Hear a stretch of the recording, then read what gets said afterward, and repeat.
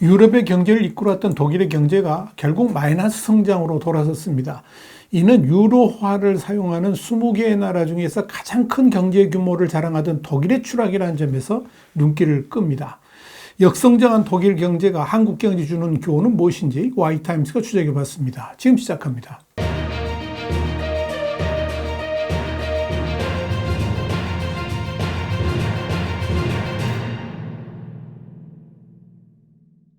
뉴욕타임스는 현지 시간으로 18일 독일은 제2차 세계대전 이후에 경제를 재건하면서 유럽 경제의 성장을 주도했으며 특히 거대한 공장과 정교한 엔지니어링으로 거대한 산업 강국이었던 독일 경제가 5개월 연속 감소하면서 3년 만에 0.3% 마이너스 성장을 했다 그랬습니다. 그러면서 2024년에도 플러스 성장 가능성은 아예 보이지 않는다. 이렇게 보도를 했습니다. 독일 통계청에 따르면 독일 경제는 이 코로나19가 확산된 2020년 마이너스 3.8%였다가 2021년 3.2%, 2022년 1.8%로 회복세를 보였지만 3년 만에 다시 마이너스로 돌아섰습니다. 여기 대해서 루트 브란트 통계청장은 여전히 높은 물가가 경기를 가로막았고 여기에 고금리와 국내외 주문 감소가 겹쳤다. 이렇게 설명을 했습니다. 그렇다면 유럽의 최강자였던 독일 경제가 왜 이렇게 마이너스 성장 국면으로 빠져들게 됐을까요? 그 첫 번째 요인은 지나친 중국 경제 의존을 들 수 있습니다. 사실 독일 경제는 그동안의 최대 교역 파트너였던 중국으로부터 막대한 이익을 거두면서 견고한 수출 모델을 꾸려왔습니다. 그런데 중국의 코로나 팬데믹으로 인해 경기가 둔화되면서 독일 경제에도 직격탄을 날렸습니다. 여기에다가 더 큰 문제는 중국이 공급망 자립화에 나서면서 독일산 제품 수입을 줄이고 있다는 점입니다. 이로 인해 2021년 394억 유로, 우리나라 돈 한 56조 원이었던 독일의 대중무역 적자는 1년 만에 843억 유로, 한 120조 원 정도로 2배 넘게 늘어났습니다. 여기에 대해서 폴커 트라이어 독일 연방상공회의소 대외대표는 핵심 수출품인 자동차와 자동차 부품의 대중 수출액이 지난해 상반기 21% 감소하면서 가장 큰 타격을 받았다 그랬습니다. 그러면서 독일의 대중 수출에서 기계류가 차지하는 비중도 꾸준히 줄고 있다라고 말했습니다. 뒤늦게서야 중국 경제 의존도로 인한 문제점을 파악한 독일은 지난해 7월 대중국 의존도를 낮추기 위한 데이리스킹 전략을 발표했습니다. 이를 통해서 독일 정부는 교역과 공급망 다변화를 추구하기로 했습니다.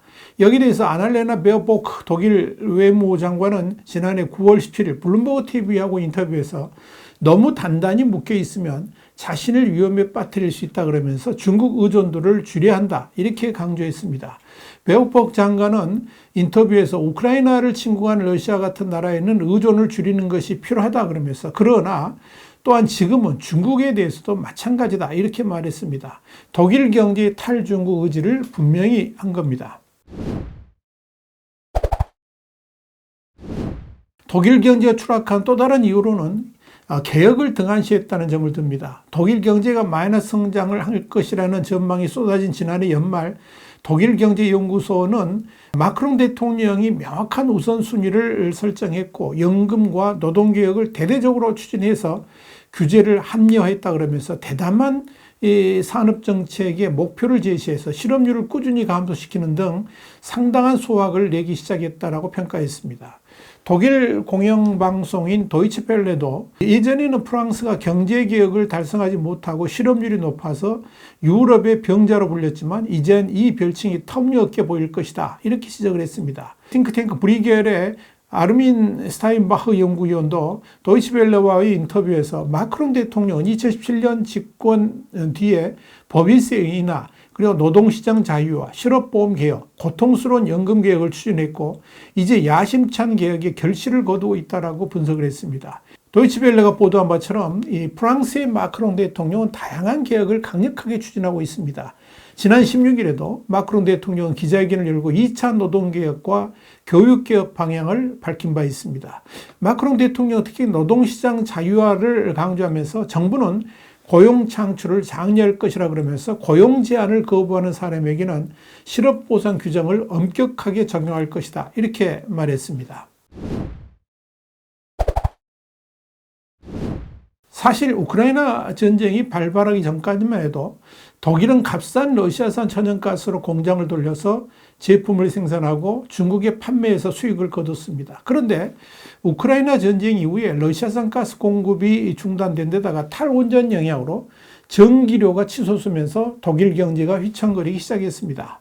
독일은 러시아로부터 화석연료를 언제까지나 값싸게 들어올 수 있을 것으로 판단해서 이를 믿고 탈원전을 급속하게 추진했습니다. 실제로 독일은 지난해 원전을 일제히 가동 중단하면서 23년 전에 게리하르트 슈레더 총리 재임 때부터 구상해왔던 탈원전 시대에 돌입했습니다. 1961년 첫 원전 가동에 나선 지 62년 만의 일입니다. 문제는 탈원전 직후에 독일 경제의 기반을 이루는 제조업의 혈맥과 같은 값싼 러시아산 가스가 끊기면서 에너지 가격이 급등했다는 점입니다. 지난해 3월 기준으로 독일의 산업용 전기요금은 킬로와트아워당 0.44달러 수준으로 프랑스 0.24달러, 미국 0.14달러 대비 1.8배에서 3배 정도 비쌉니다. 이렇게 에너지 가격이 급등은 곧 바로 독일 산업의 경쟁력 저하를 불러왔습니다. 탈원전 여파가 결국 독일 경제의 침체를 불러오는 주범이 된 겁니다. 독일 상공회의소가 지난해 실시한 설문조사에 따르면 독일 3,572개 기업 중에서 절반가량인 52%가 정부의 에너지 전환 정책이 자사 경쟁력에 부정적인 영향을 미친다고 응답한 것으로 집계가 됐습니다. 이에 따라서 제조업체의 약 3분의 1이 해외로 생산시설 이전을 고려 중이거나 진행 중인 것으로 조사가 됐습니다. 제조업 강국이던 독일이 산업 공동화를 걱정해야 되는 처지에 이른 겁니다. 이와 관련해서 독일 화학업체인 에포니크 인더스트리는 일부 생산 공장을 값싼 전기료에 정부 보조금까지 얹어주는 미국 인디애나주에 짓기로 결정을 했습니다. 크리스티안 쿨만 최고 경영자는 AP통신에 높은 에너지 비용에 대한 정부의 안일한 대응으로 새 공장과 고임금 일자리가 해외로 빠져나가고 있다 그러면서 러시아산 가스의 상실은 독일 비즈니스 모델에 큰 타격이다 이렇게 말했습니다. 독일 경제 추락은 한국에게도 반면교사입니다. 독일 경제를 이징역으로 만든 세 가지 요인 모두가 한국과 데칼코마니처럼 유사하기 때문입니다. 지나친 중국 의존도라든지 개혁의 결여 그리고 탈원전 또한 그렇습니다. 특히 실제로 한국과 같이 자원 빈국에 속하는 독일 경제 모델의 명운은 한국 경제에 여러 가지 교훈을 던져줍니다. 이런 상황에 대해서 독일에 본사를 둔 세계 최대 화학기업 바스프의 마틴 브루더밀러 CEO는 블룸버그에 이런 말을 했습니다. 독일 사회 전체가 너무 세상 물정 모르고 순진했다 그러면서 우리 앞에 변화가 닥쳤는데 모두 이걸 알고 있는지 모르겠다. 지금 겪는 문제는 그간 누적되어 온 것이다. 이렇게 말했습니다.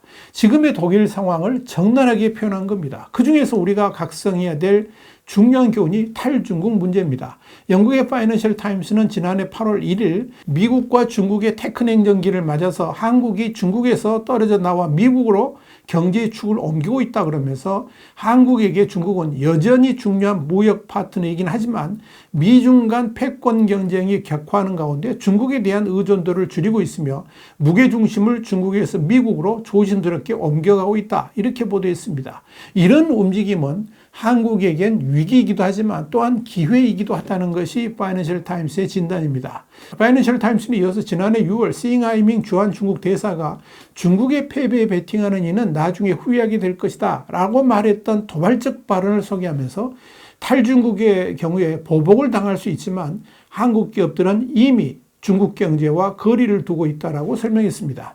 파이낸셜 타임스는 이와 관련해서 한국 정책 이반자들의 고민은 자국의 대표 기업들이 빠르게 변화하는 지정학적 환경에서 잘 적응해서 미국으로부터 최대한 이익을 뽑아내면서 중국으로부터는 역풍을 최소화할 수 있느냐 이런 문제라고 평가를 했습니다. 이와 관련해서 피터슨 국제경제연구소 선임위원으로 활동 중인 여한구 전 산업통상자원부 통상교섭본부장은 냉전 이후에 우리는 경제와 안보 이슈를 분리할 수 있다고 봤고 한동안은 가능했다 그러면서 하지만 지금은 그렇게 할 수 없다라고 말했습니다. 분명한 것은 중국의 세계 패권 장악 욕심이 지나치게 표출되면서 미국과의 충돌을 이야기했고 그것이 결국 한국에게도 영향을 미치게 된 것이라는 점입니다.